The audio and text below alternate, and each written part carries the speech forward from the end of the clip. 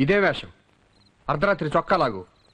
ఉత్తినే సరదాకి వెరైటీగా ఉంటుందని రండి.